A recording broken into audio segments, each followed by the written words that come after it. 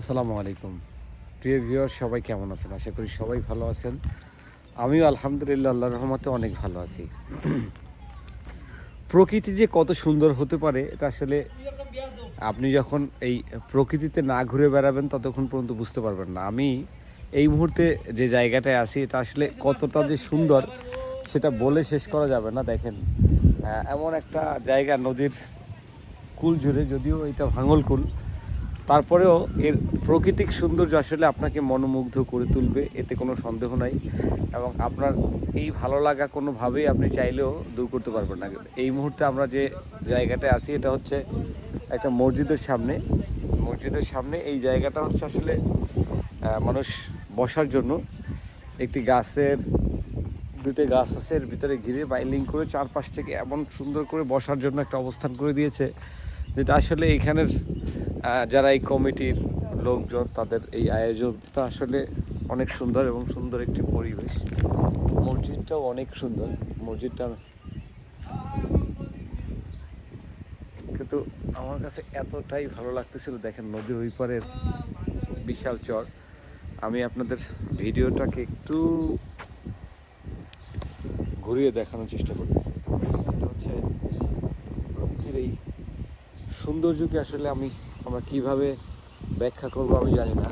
তো আমার কাছে আসলে খুবই ভালো লাগার কারণে আপনাদের সাথে একটু শেয়ার করা, এবং এটা ভালো লাগার মতোই জায়গা।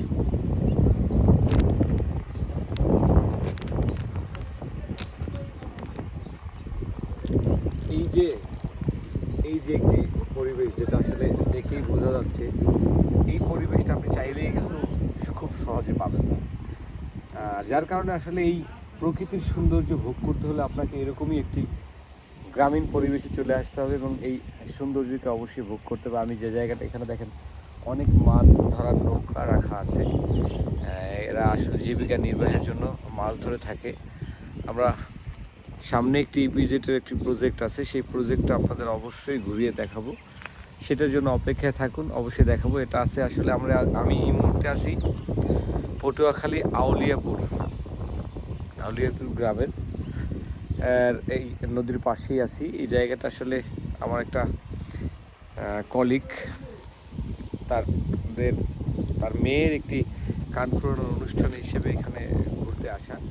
সেই হিসেবে আসলে এই প্রকৃতিটি ভোগ করার জন্যই আপনাদের সাথে আসলে নিয়ে আসা, কারণ আমি ওর মুখে অনেক সুনাম শুনেছি এই জায়গাটাতে। সেই সুনামকৃত জায়গাটা আপনাদের দেখানোর জন্যই আসলে এখানে আসা। দেখেন কত সুন্দর একটি ভিউ, যেটা আসলে বলে শেষ করা যাবে না। তারপর আমি আপনাদের একটু ঘুরিয়ে দেখানোর চেষ্টা করতেছি, একটু দেখুন।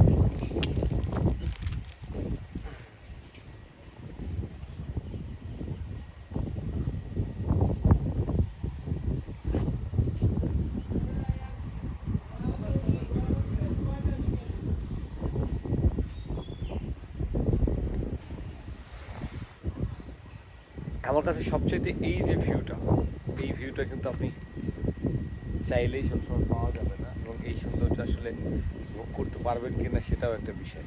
যাই হোক, আমি চেষ্টা করছি আপনাদের এই সৌন্দর্যময় কিছু মুহূর্ত আপনাদের দেখানোর জন্য। Thank you. আরও অনেকগুলো ভিডিও অবশ্যই করব, সেগুলো সবই আপনার পেজে পেয়ে যাবেন। আসসালামু আলাইকুম।